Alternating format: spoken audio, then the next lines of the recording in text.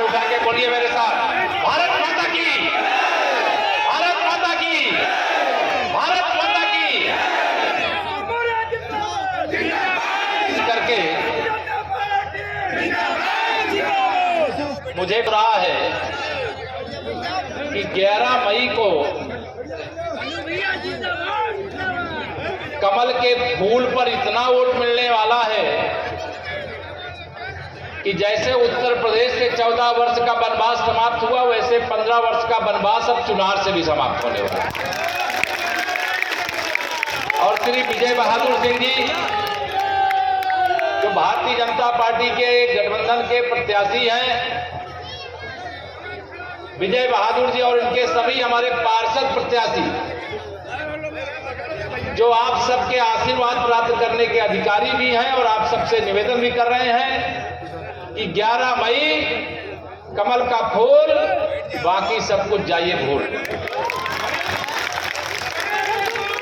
और नगर पालिका अध्यक्ष और पार्षदों के समर्थन में आयोजित इस जनसभा में हमारे जिले के सम्मानित अध्यक्ष, जिनकी अगुवाई में अभी मुझे बताया कि कोई चुनाव हारे ही नहीं तो फिर अब चुनाव कैसे हार जाएंगे।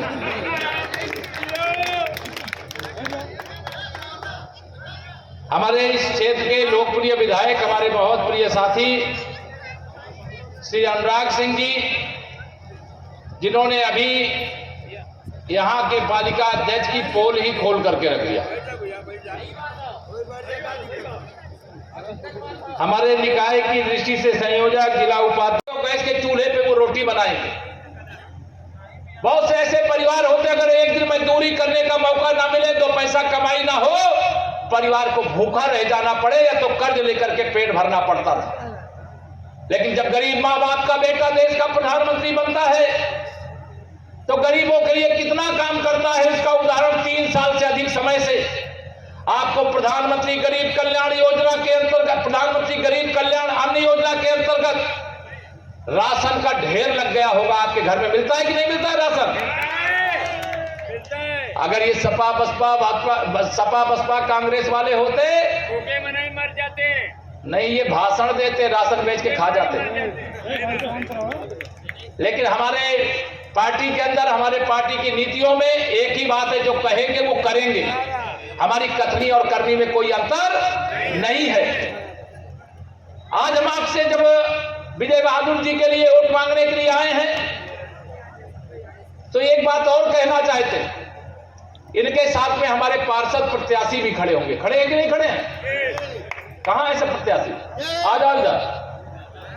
उत्तर प्रदेश में जब आपने कमल खिला दिया, 14 साल का वनवास समाप्त करके यहां पर सरकार बना दिया, तो ओडीओपी में अगर मिर्जापुर का पीतल का बर्तन है, तो चुनार का चीनी मिट्टी का बर्तन भी इसका हिस्सा है।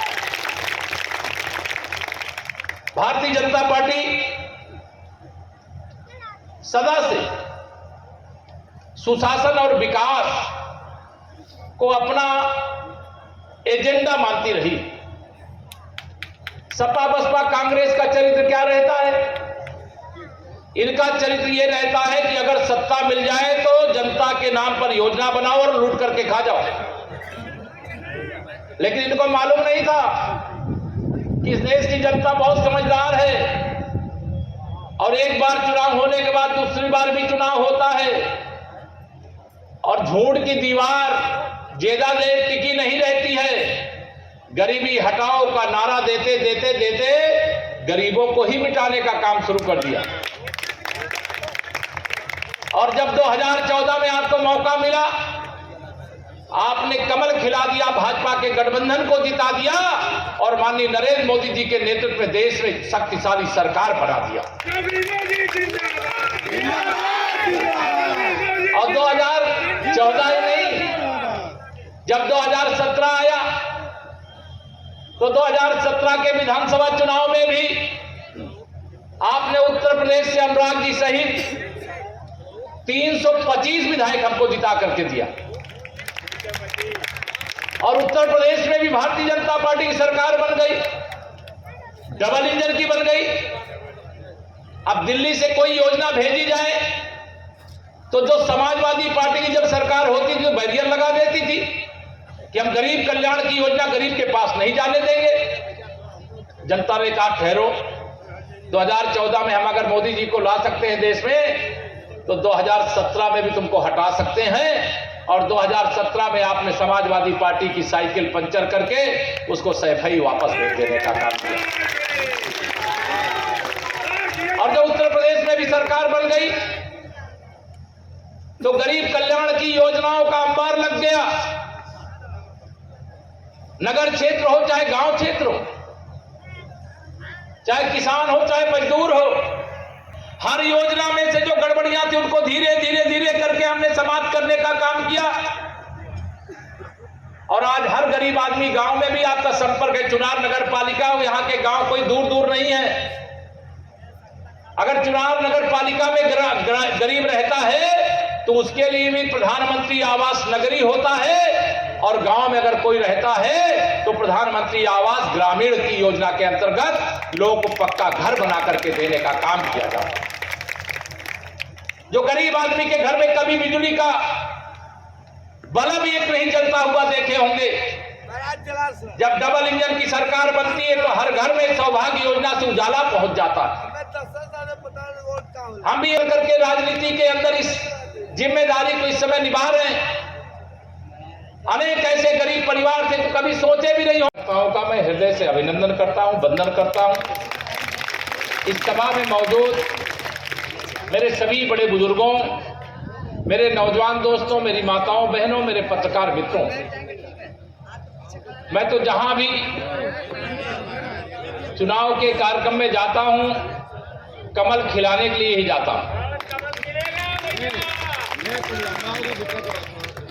और मुझे पूरा विश्वास है कि अगर मुझे यहां पर बुलाया गया है तो आप लोग मेरे बुलाने का मान सम्मान रखते हुए कमल खिलाने में कोई कमी बाकी नहीं रखोगे। रखोगे क्या बाकी? दोनों हाथ उठा के बताओ, रखोगे क्या बाकी? नहीं रखोगे। इसलिए मुझे आप सब पर भरोसा है।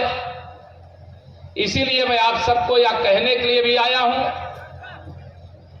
कि जो 15 साल का भ्रष्टाचार है उसकी तो जांच होगी ही।